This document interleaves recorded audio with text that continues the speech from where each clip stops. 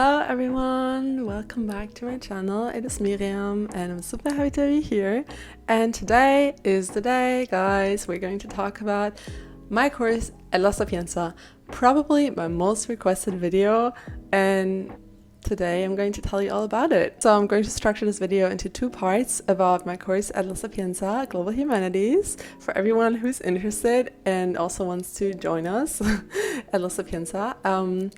And the first part is going to be general information about how the course is structured and some things that you really want to know if you start your course there, and just, some general information about how everything works, because it's a very new course and also different to other courses that are more traditional. So yeah. And the second part is going to be all about my favorite courses at La Sapienza, because it is very difficult to give a broad description of the course. I will put the description that Sapienza gave here, but I will just give you my favorite courses and the courses I would recommend to all of you wholeheartedly. And I think that's just a really good way, because I'm also going to tell you something about every single course that I recommend and why I recommend it. And yeah, that's it, and let's get into this video. So make sure to like and follow for more if you like this video, and without further ado, let's get into it. So first of all, the course is structured in a way that really allows you to pick your own courses within the course. Okay, so we only have one mandatory course throughout the entire 3-year course, which is critical theories, and that is going to be in the first year. But besides that, you are pretty free to choose whichever courses you desire. And of course, there are some constraints regarding to the categories. So we have different categories, and when I first saw all of this on the page of Sapienza, I found it so confusing. So I really hope that this can shed some light on all of the confusion that is going on. Essentially, we have different categories. So how this works is we only have one mandatory course, which is in the first year, as I already said, and then every other course is up to you, basically. So let's say we have the field of history. So you have to choose 2 courses out of 4 options that you will get in the history field. So for example, we had history of the book, medieval history, early modern history, and contemporary history last year. And you can choose 2 of those, and it doesn't matter which ones you choose, you just have to choose 2 of them to fulfill your requirements in that field. I hope that this makes sense. If it doesn't, please write in the comments and I'll try to explain more. But this is essentially how it works. And this is how it works throughout the entire course. So you will have many different options of many different courses over many different fields. So we also have courses regarding sociology or architecture. And if you're interested in them, then you can select them. And if you're not, then you don't. So I really like this because it really gives you the choice to choose the courses that you're interested in the most and really personalize your degree to what you are interested in. And especially if you're someone that has many different interests in many different fields, like I do for sure, and just is really bad at choosing, this is an amazing course for you because it is just so personal to you. So you're going to have to do something that is called the plan of study or piano di studio. And in this piano di studio, you're essentially going to select all of the courses that you want to choose for your entire career at La Sapienza, but you can change this once a year. So if you chose a course in the first semester of the first year, let's say, and you didn't really like it that much, or you just feel like there's another course that you find more interesting. Also, one thing that every Global Humanities student does is when the courses first start, we all attend all of the different courses to see which ones we like the most. Like, that's just really a thing because there's just so many options, and you have the possibility to even modify your piano di studio. So if you had one course in your piano di studio and you ended up not really liking it that much, then you can still change it to any other course that you desire, if it is in the same field, of course. So we have those different fields, as I said before, of history and other fields as well. So I think that's really nice, and that really gives you a lot of flexibility as well. So yeah. Okay, then besides all of this, you are going to have to do an internship and also another language skill, and you also have to do something that they call like additional job skills. I'm not entirely sure. But yeah, just keep that in mind. So you'll have to do an internship as well. Many of my friends actually did the internship during the semester, so of course it's kind of stressful, and yeah, just keep that in mind. Also in Italy, internships are usually unpaid or very badly paid, so keep that in mind. So for me, what I did is we had an opportunity to take part in another course that will be counted as our internship essentially, because it is independent from La Sapienza. But Sapienza also gives you a lot of opportunities for, you know, this internship category. So you might not have to do an internship per se, because there might be other opportunities coming up. As for me, for example, I did a history course where we're doing our own history research, and we're going to work in oral history, so that's what I'm doing. But I just wanted to tell you that, to keep it in mind, because I think it's really important to know that, you know, part of the degree is also completing this internship component. Even if you don't have to do a formal internship but like something else, there's going to be something additional to all of the courses that you're taking. So now let's talk briefly about the exams. And I actually have another video about many exam tips that I give as well, so make sure to check that out. I really give like valuable tips that I really would have needed when I would have started my degree at first. So I'm going to put that down in the description. And essentially how it works is we get 3 different exam dates for every course that you are taking.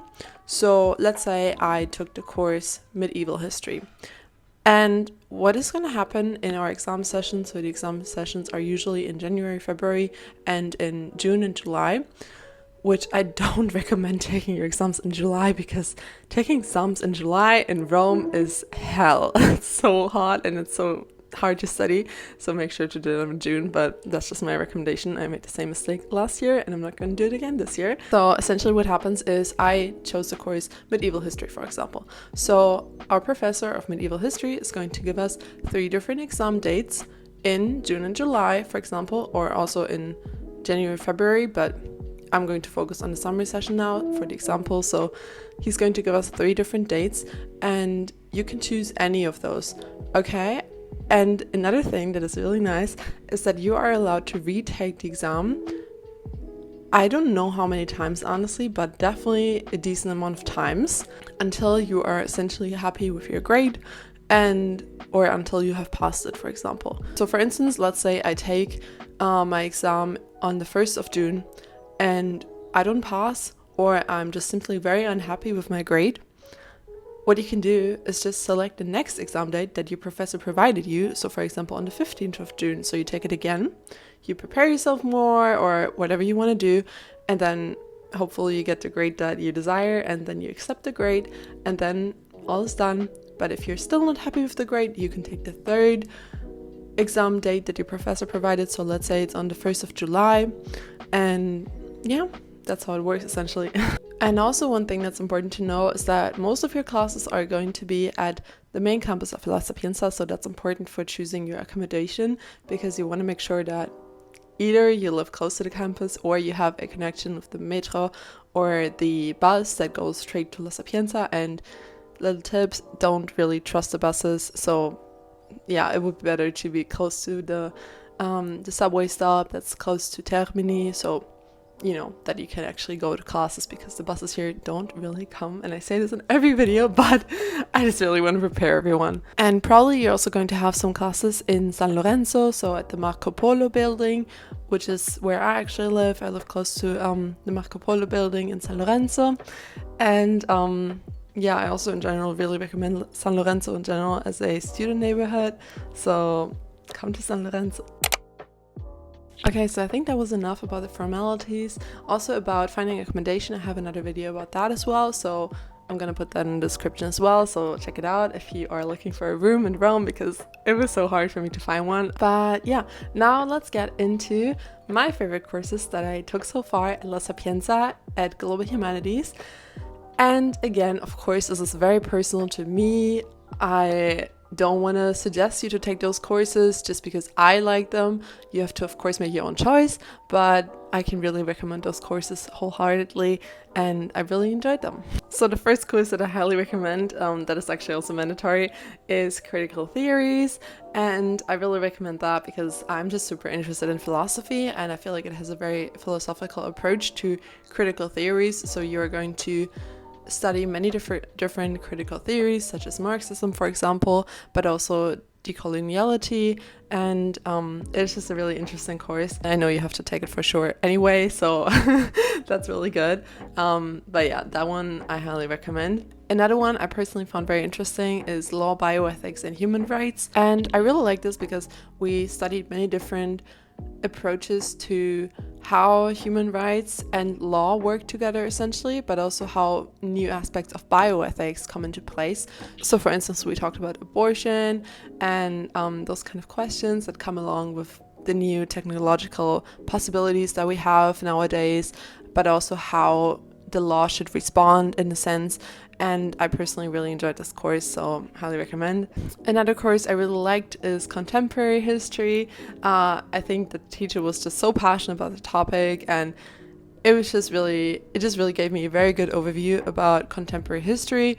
And yeah, I personally really enjoyed it. If you're interested in history, and you have to choose 2 of the history courses anyway, so I would really recommend that one. Another course I can also really recommend is culture, gender, media. If you're interested in any of those topics, so culture, gender, or media, you have to choose this course for sure. We talked a lot about hegemony, the male gaze.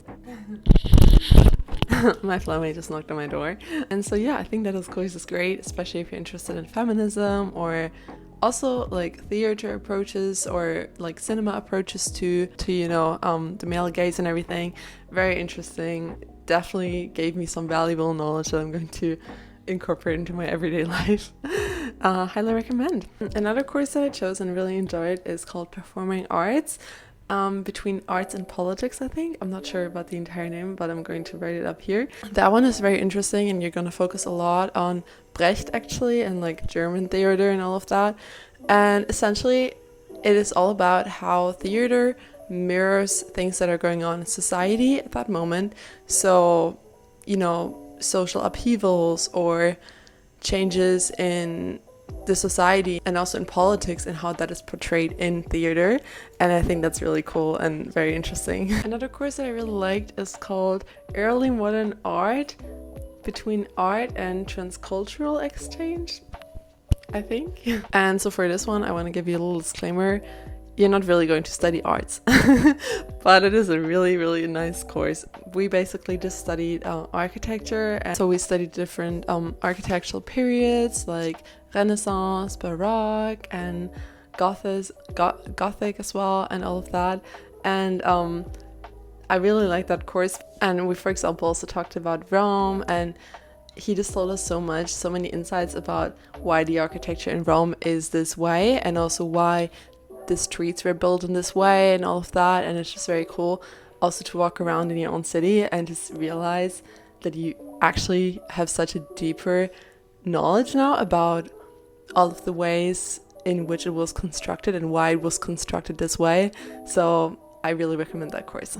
Another so interesting course is History and Politics of Africa. I really like this course, and actually also Emerging Africa into Sustainable Development Goals. I completely forgot to talk about this one, but we're going to talk about that one as well. However, first of all, about History and Politics of Africa, it is just so interesting because personally in my school in Germany, I didn't learn anything about Africa as a continent in general, and we were just really very much focused on Europe and all of that. So especially if you're from a European country, I think that this course really offers you such a deeper insight into colonialism in Africa, and also the history before colonialism, and how politics work, and how the structure is also very different than, for example, here in Europe. And it just has a really interesting approach, and I really enjoyed it. Then Emerging Africa into the Sustainable Development Goals.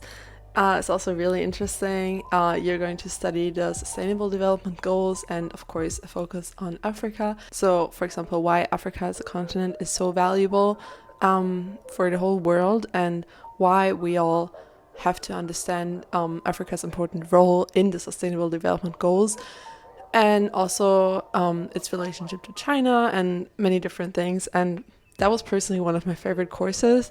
Yeah, super good. Another course that you absolutely have to take if you can, this was for sure also in my top 3 courses that I ever took at Sapienza, is the Global History Lab.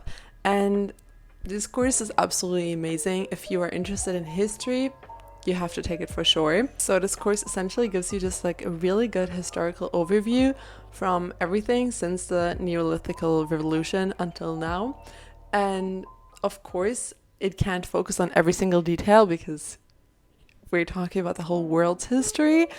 But it really gives you a great overview, and you'll learn so much. And it is also just so interesting because it is, again, not focused on Europe, but focused really on the interconnectedness in the world and how, one event affected another one. And I learned so much in this course. I have to say as well that if you're going to take this course, you have to sign yourself up for a lot of work that you have to do. It is definitely not a course for people who just want to chill, in this degree, because that really, it really requires effort, but it is also an amazing course. This course, I also want to say that it is in cooperation with the University of Cambridge, and last year everyone was selected who wanted to do this course, and also the year before that, I think.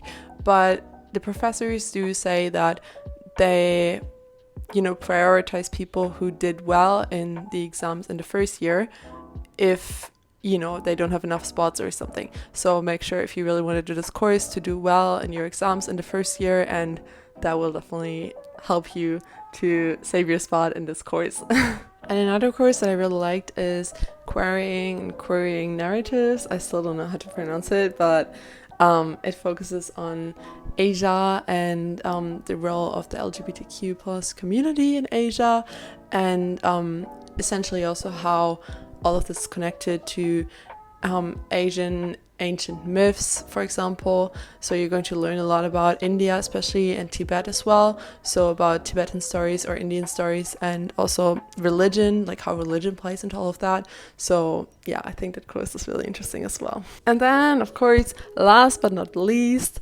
if you're interested in philosophy, you definitely have to choose philosophy in a global perspective. It is a course that has actually 2 courses. So yeah, you get 12 credits at the end of the course, and it is a course that is throughout the entire year, the second year, and I definitely really recommend it. We studied a lot of environmental ethics and, just also more contemporary philosophy, and it was just really interesting, really nice. In the second half of the course, we studied Judith Butler's books, and they actually came to Sapienza to give a lecture, actually 3 lectures, and it was just great. It was just super interesting. And yeah, those are all of my recommendations for the courses that I took, and I really talked a lot now. So those were all of my recommendations. I really hope that you enjoyed this video, and I hope to see you in the next one. Make sure to subscribe and like if you enjoyed this video, and comment any other questions. I would love to hear what you guys are still interested in, or if I missed out on something that you really wanted me to talk about, I can make another video about that. And yeah, I personally really enjoyed this course. I am really glad to be here, and I've had great experiences, and I hope so do you. And yeah, I'll see you very soon, and bye everyone. Have a great day.